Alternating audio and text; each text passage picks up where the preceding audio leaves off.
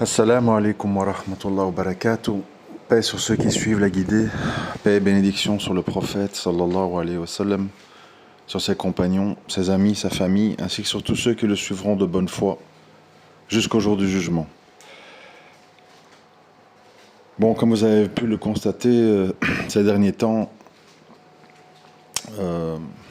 j'essaye d'aller de plus en plus en profondeur dans, dans toute une série de concepts. C'est pas facile en fait si on n'a pas l'expérience de la vie. Et c'est pour ça, je me répète, parce que je l'ai déjà dit, mais c'est pas grave. C'est pour ça que je me dis, des gens, pas nécessairement plus jeunes, parce qu'on peut avoir mon âge, mais ne pas avoir vécu beaucoup de situations, c'est possible qu'on n'arrive pas à appréhender ça par soi-même. C'est pas une question d'intelligence, pas du tout ça. C'est une question d'interprétation et d'analyse en profondeur des choses qui nous arrivent. C'est pas de l'intelligence, c'est pas des hautes mathématiques, je suis pas un ingénieur, etc. C'est juste que j'ai un peu, entre guillemets, cette faculté d'aller au plus profond des choses, dans des endroits parfois qui sont inquiétants, parce que ça va supposer des remises en question, ça va supposer de revoir certaines certitudes qu'on a, etc. Et beaucoup de gens s'arrêtent avant. Donc c'est une question plutôt de, même pas de courage, d'avoir la possibilité cérébrale d'aller au-delà de certaines apparences ou de conclusions hâtives dans certains domaines. Et le problème qui se pose dans ce genre d'audio, c'est qu'évidemment, il y a toutes sortes de gens qui écoutent, des hommes, des femmes, jeunes, moins jeunes, des gens qui ont des traumas, des gens qui n'en ont pas, des gens qui vont très bien, des gens qui vont très mal. Et le même message, en fait, ne pourra pas avoir le même impact ou la même résonance suivant celui qui écoute. C'est pour ça que c'est un peu compliqué et c'est pour ça que, malheureusement, je suis un petit peu obligé de me censurer dans certains domaines. C'est dommage parce qu'il y a des choses importantes à dire, mais je ne vois pas comment le faire sans que ça soit mal compris ou mal interprété par certaines personnes qui écoutent. Bon, on me dira, tu t'en fous, dis ce que tu as à dire. Oui, je sais, mais quand on s'adresse publiquement aux gens, on a une responsabilité.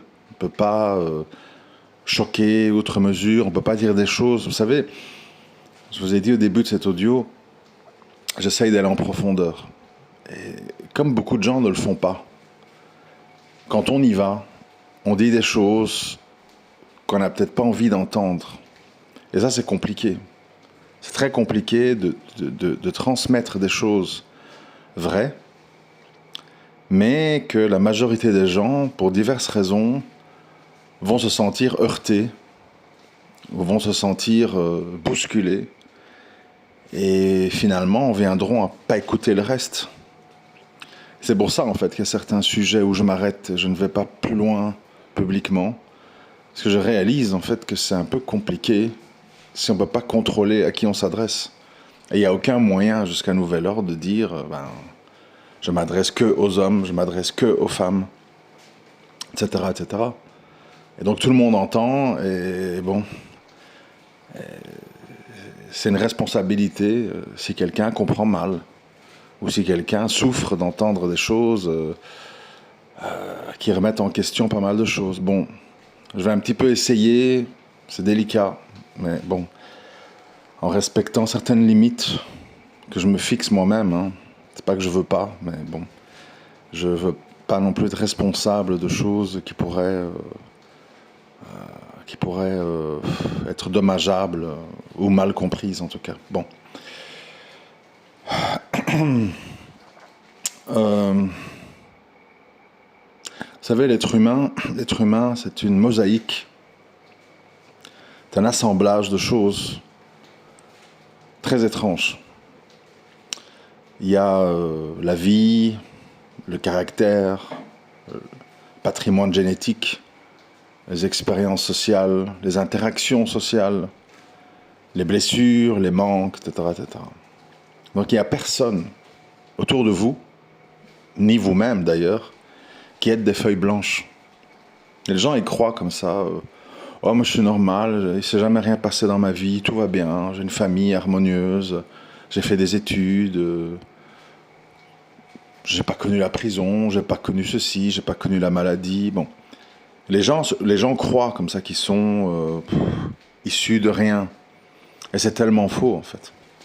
C'est tellement faux parce que on est tous dans une espèce de mécanisme de conformisme qui s'est intégré à nous petit à petit, jour après jour, à travers quoi? Ben, à travers plein de choses. Nos, nos, nos parents. On n'a pas choisi nos parents. Notre lieu de vie. On n'a pas choisi notre lieu de vie quand on était jeune. Notre entourage, les amis, l'école, les profs. Sur quel prof on est tombé? Combien de gens échouent dans leurs études? Parfois parce qu'ils sont tombés sur un prof qui les a dégoûtés, qui les a cassés. Combien de gens ne veulent plus aller à l'école parce qu'ils sont victimes d'harcèlement, de moqueries, de gens parfois jaloux, qui vont parler de leur nez, de leurs sourcils, de je sais pas quoi, de leurs kilos en trop, pas assez. Tout, absolument tout ce qu'il y a autour de nous interagit sur nous. Et on l'intègre. Et ça a des répercussions à long terme. Voilà pourquoi, quand une fois qu'on a dit ça, voilà pourquoi. C'est tellement important pour nous, les parents, ceux qui sont parents, qui écoutent. Donc vous voyez, ça ne concerne pas tout le monde. C'est tellement important comment on éduque nos enfants. Quel exemple on leur donne. On ne, comment je peux dire, on ne mesure absolument pas, vraiment, hein, on ne mesure absolument pas la gravité de prendre ce sujet à la légère. En disant, bon, ben, ils ont à bouffer sur la table, je dépose à l'école, qu'est-ce qu'il y a? Ils ont des vêtements, on va au bled en vacances, voilà, tout roule, quoi. Les gens ne mesurent pas, en fait. Ils ne mesurent pas l'importance de la amana, du dépôt. L'importance. Tu as devant toi une âme vierge qui a soif de tout. Soif d'amour, soif de tendresse, soif d'attention, soif d'exemple, soif de rire, soif d'interaction. Et toi, enfin, toi, on se comprend, je dis les autres, on est là en pensant, ben, ouais, s'il a à manger, il joue au foot avec ses frères, puis voilà quoi, va à l'école. C'est terrible en fait. Hein. C'est terrible parce qu'on ne mesure pas en fait. On mesure pas.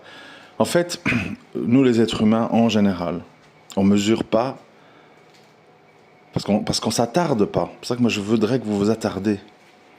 On ne s'attarde pas sur qu'est-ce que ça signifie vraiment de partager sa vie avec un autre adulte et d'avoir des enfants avec lui ou avec elle. C'est quelque chose en fait par rapport à tout le reste dans nos vies. Je sais pas, acheter des voitures, machin, faire un sport. C'est quelque chose qui est d'une importance capitale parce qu'en fait, c'est le seul moment dans nos vies où en fait on interagit en profondeur avec un autre être humain. C'est-à-dire, on n'est pas dans une relation sociale superficielle. Tu vas au travail, bonjour, ça a été le week-end, ah ouais, truc. Ah, t'as vu le PSG, ah ouais, machin, truc. Bon, il y a quoi, le truc, on doit faire quoi? Ah, il faut faire les comptes. Bon, vous voyez, ça c'est vide, c'est robot à robot. C'est pas, t'en tires rien en fait. Il n'y a pas de vitamine dans la boisson, quoi. C'est vide. Ça ou rien, c'est la même chose. Si ça se limite à ça, en tout cas, mais c'est le cas de beaucoup de gens. Par contre, quand vous épousez un homme ou une femme, vous vivez avec lui des moments privés, des conversations privées, des interactions privées, des rapports intimes privés, on a affaire à quelque chose d'une autre dimension. C'est-à-dire qu'on pénètre, je m'excuse du mot, mais bon, ouais, on pénètre dans l'intimité de l'autre, mais pas que l'intimité sexuelle, dans toutes les intimités. On découvre un nouveau sens de l'humour, on découvre un nouveau caractère, on découvre une autre logique, On découvre une autre odeur que la sienne. On découvre tout. Donc c'est un lieu d'apprentissage social de premier niveau en fait. On n'a pas d'autre occasion. Le reste, c'est des gens que tu croises, où les relations sont pauvres. Même en famille. Pas toutes les familles, mais souvent. Ça a été, comment vont les petits? Oui, qu'est-ce qu'on mange? Ah, t'as fait, ah, c'est bon, un truc. Et toi, ton mal de dos, ça va mieux? Oui, truc, le docteur a dit que, machin, bon. Vous voyez? C'est pas très deep, c'est bon. C'est de la maintenance, de la maintenance sociale. Des choses vides, mais qu'on dit pour, bon, parce qu'il faut maintenir des liens de sang, donc voilà.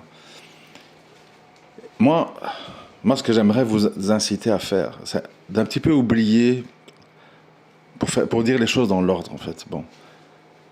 Il est très important d'oublier, en tout cas mettre de côté, tous vos traumas, questionnements, complexes.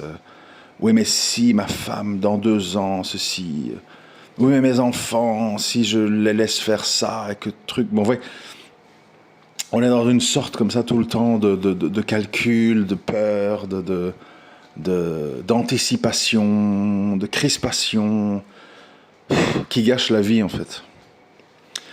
Alors, il ne faut pas mal me comprendre, parce que c'est un peu compliqué à expliquer, mais il faut que vous compreniez qu'on peut tout à fait être croyant, pratiquant, bien sûr. On ne peut pas être croyant sans pratiquer, ça n'a pas de sens. On en a déjà parlé de ça. Et ça c'est important, vous devez mêler à ça en fait un comportement social, surtout avec femmes et enfants, qui soit très très très intense et très très très riche, parce que vous avez beaucoup de choses à y apprendre. Vous savez, bon, je vais vous prendre un sujet un peu flashy, mais bon, c'est pour me faire comprendre, quoi. D'où je vous dis c'est délicat, mais c'est pas grave. La sexualité. Bon. Tout le monde ici qui est adulte, mais qui est marié, qui a de l'expérience, croit connaître la sexualité. Ah ouais, je connais, je suis marié depuis 20 ans, j'ai 4 enfants, machin, bon. En fait, la sexualité, comme beaucoup d'autres sujets, la finance, la psychologie, l'amitié, enfin bon, bref. Il y a la face visible, la face évidente, et il y a la face cachée. En fait, dans tout, il y a ça, dans tous les domaines. La face visible et la face cachée. Visible, oui, la plupart des gens connaissent, même les plus abrutis, les plus simples. Ah ben oui, truc, ma femme, excitation, tic-tac, bon. Tout le monde sait ça, c'est pas un scoop, quoi. Ce que les gens ne savent pas, sans entrer dans un discours New Age, tantrique, machin, c'est pas ça le but. Même si tout n'est pas acheté, hein. Ce que les gens ne savent pas, c'est à quel point ce sujet, comme les autres, peut être beaucoup plus profond et beaucoup plus intéressant et beaucoup plus enrichissant que la façon dont on l'aborde quand on ne creuse pas. On peut découvrir des choses quand on se laisse aller et quand on accepte sa nature primaire et qu'on oublie un peu les conventions, qu'est-ce qu'il va dire, qu'est-ce qu'elle va penser. Comme beaucoup de gens ont, et ça les bloque, ça les empêche d'être pleinement eux-mêmes. Ou, les gens sont dans la reproduction pure et simple, malheureusement, de ce qu'ils ont vu dans la pornographie, alors qu'en fait, les choses peuvent être beaucoup plus... propre, c'est pas le mot, mais beaucoup plus naturelles, tout en étant extrêmement riches et intenses, et longues. Vous savez, honnêtement, sans être trop cru, si vous pensez que la sexualité, c'est se rapprocher de l'autre 5-10 minutes, et puis c'est ciao, bonsoir, à la prochaine, vous passez à côté de choses monumentales. Monumentales. Mais qui demandent d'être soi-même, qui demandent de se livrer, qui demandent de s'ouvrir, qui demandent d'être dans une espèce de transformation de soi.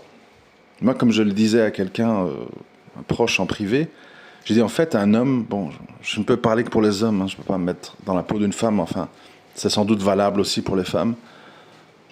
Il faut être plusieurs personnages. Et d'ailleurs, l'islam nous incite à ça. C'est-à-dire que quand tu es dans le domaine religieux, la prière, la lecture, le dhikr, tu es complètement dedans en fait. Tu es complètement dedans, tu t'éloignes du bruit, tu te focalises, tu te concentres. Tu vois, de nouveau, pour être deep, profond. Sinon, ça sert à rien, faire de l'aérobic, blablabla, le truc se finit, puis après, voilà. Et on en est où dans le match? PSG a marqué? Bon, tu vois, ça sert à rien. Il faut que tu sois envahi, il faut que tu sois enseveli. Ça, c'est religion. Quand tu es avec tes enfants, tu dois être envahi par le côté enfant qui est en toi, qui sommeille en toi. Tu joues, tu rigoles, tu fais l'imbécile, tu les fais rire, tu les trucs, tu fais semblant de te battre. Quand ils te donnent un coup, tu fais semblant que tu as mal, comme ça ils rigolent. Tu rentres complètement dans ton rôle de père. Complètement.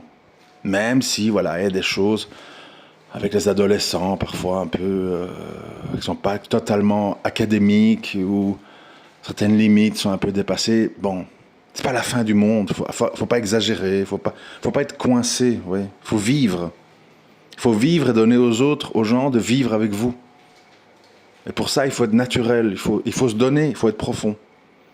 Donc voilà, religion à fond, père à fond. Et alors, quand c'est l'heure de tout ce qui est intime, ça peut être n'importe quand, n'importe où, enfin n'importe où, on se comprend, tu dois l'être totalement en fait, à fond. Ne vivez plus la vie avec le curseur sur minimum. Il faut vivre à fond.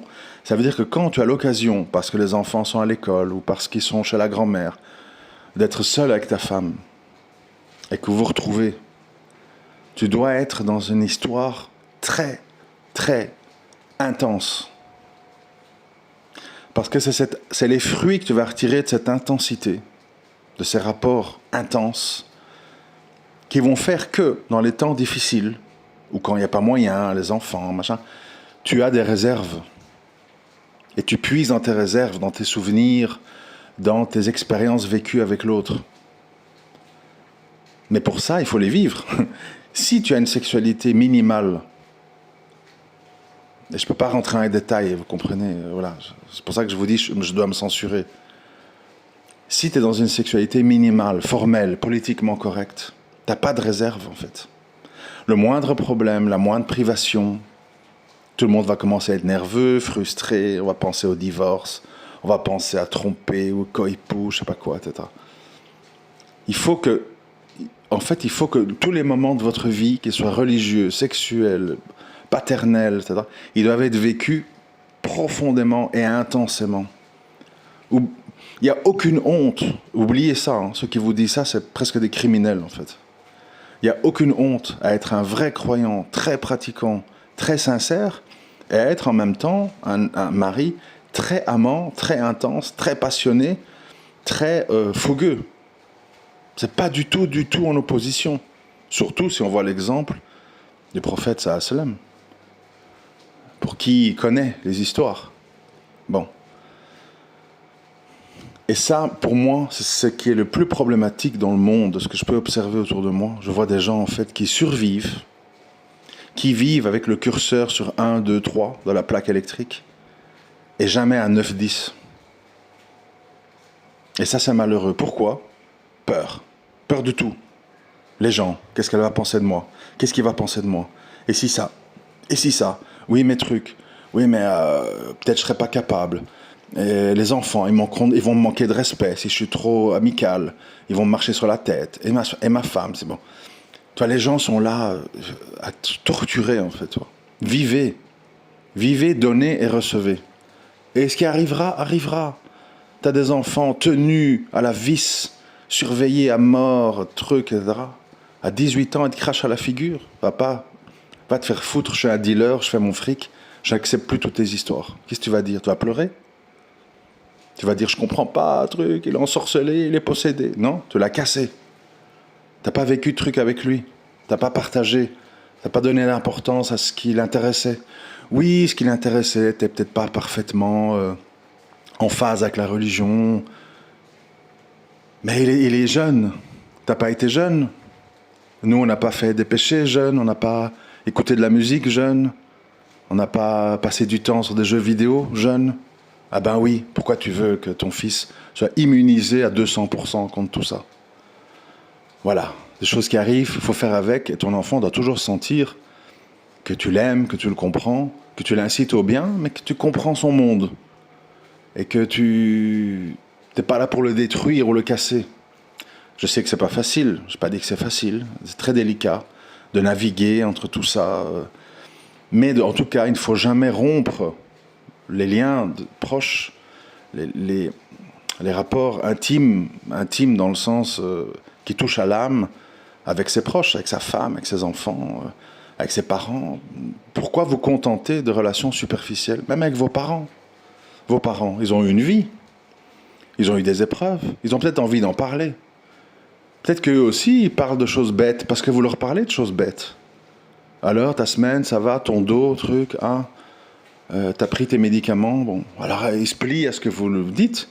Mais si vous venez avec des trucs profonds, tiens, maman, je me rappelle, quand j'avais 12 ans, un jour, je t'ai vu pleurer dans la cuisine. J'aimerais bien qu'on en parle. Tu sais, j'ai jamais oublié ce moment-là. Est-ce que t'as quelque chose qui t'a vraiment fait de la peine ce jour-là que tu voudrais parler? Amener les gens, parfois, malgré eux-mêmes, vers la profondeur. Vous voyez? Parce que des fois, les gens, ils osent pas. Ils se disent, je vais avoir l'air bête, mon fils va me juger. Et c'est ça qui fait les relations humaines. C'est quand on est profond, quand on ose la profondeur dans tout. S'il n'y a pas de profondeur, on est dans un monde de robots, dans tous les domaines. Et là, vous êtes remplaçables. Je m'excuse, les frères, je dois vous parler franchement.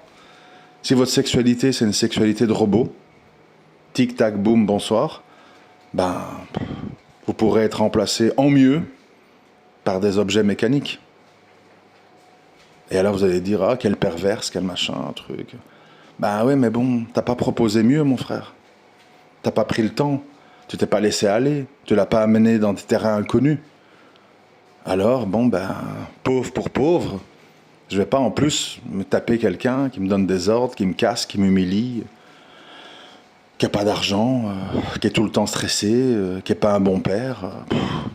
Les gens, c'est pas des anges. Hein. Les gens, à un moment donné, ils font des comptes. C'est comme ça.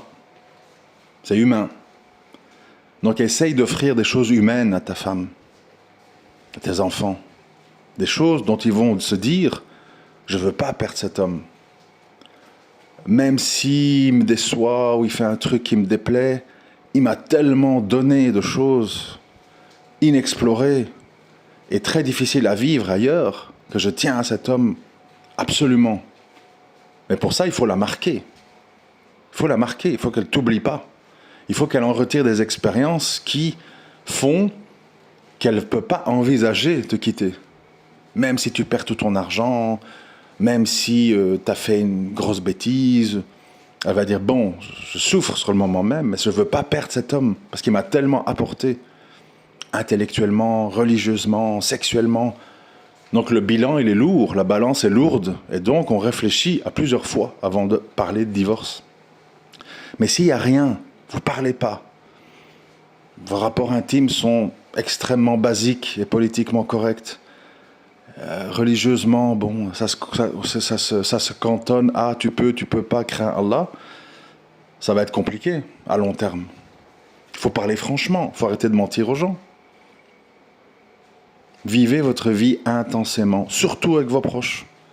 Surtout avec vos proches. N'oubliez pas que nous les musulmans, on n'a pas tous les dérivatifs que les autres ont. On n'a pas l'alcool, on n'a pas de discothèque, on n'a pas les tromperies, on n'a pas la prostitution. Donc il faut vivre tout ça chez soi intensément pour faire le contrepoids et que ton âme soit heureuse, se sente épanouie, remplie. Bon, je voulais pas être long parce que je suis occupé, hein, les enfants sont en vacances, etc. Donc je prends une demi-heure par-ci par-là. Suite au prochain épisode, je voulais un petit peu introduire le sujet de la profondeur Et on en reparlera dans un futur audio, Inch'Allah. Assalamu alaikum wa rahmatullahi wa barakatuh.